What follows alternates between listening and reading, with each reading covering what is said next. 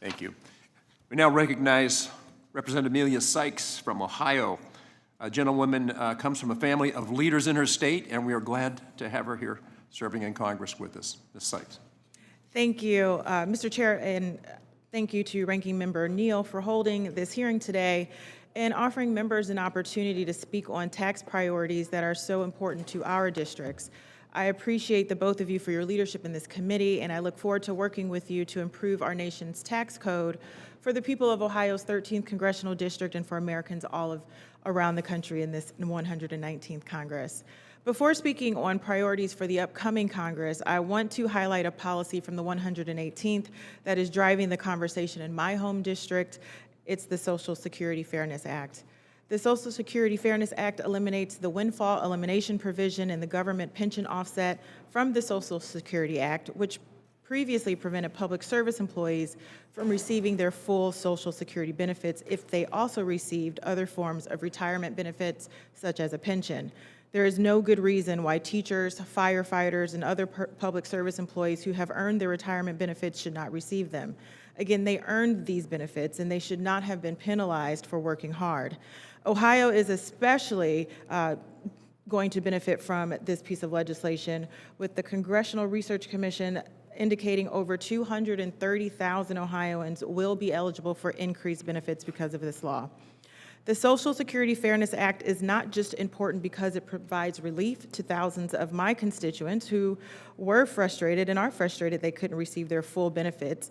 It also demonstrates what Congress is capable of when we work together in a bipartisan fashion. Mr. Chairman and member of the committee, there is not a single place I have gone in the last few weeks back at home where someone has not stopped me to thank me for the work that Congress did to ensure that the Social Security Fairness Act was passed and signed into law. Whether it was a retired firefighter or a widowed teacher who could not get the full benefits, survivor benefits from her late husband, there are people all across Ohio's 13th Congressional District and this country who have much more greater economic opportunities because of this bill. We should keep this example of bipartisanship in mind as we prepare for the upcoming tax debate.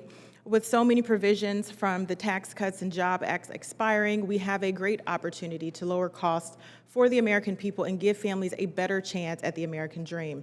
For example, Congress could expand the earned income tax credit by doubling the credit percentage for families with children and reinstate the expansion of the child tax credit, which cut poverty nearly in half when it was fully implemented. Putting more money in people's pockets of the individuals who work hard but struggle to make ends meet should be a top priority for all of us.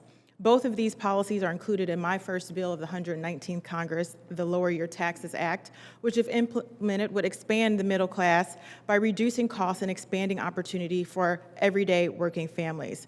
Further, this legislation incentivizes work and self-sufficiency, a goal that I know everyone in this room and on this committee has. This bill would also reverse some of the unpopular policies of the Tax Cuts and Jobs Act by shifting the tax burden from low and middle class Americans back to the corporations who are currently not paying their fair share. There is no reason why line cooks, firefighters, and teachers are taking more of the tax burden on than rich corporate billionaire corporations.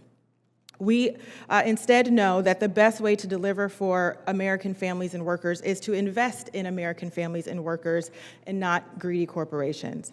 This year's tax debate gives us a chance to do right by the American public and ensure that they can make ends meet in the face of rising costs and put more money in their pockets, which, by the way, Mr. Chair, is their money.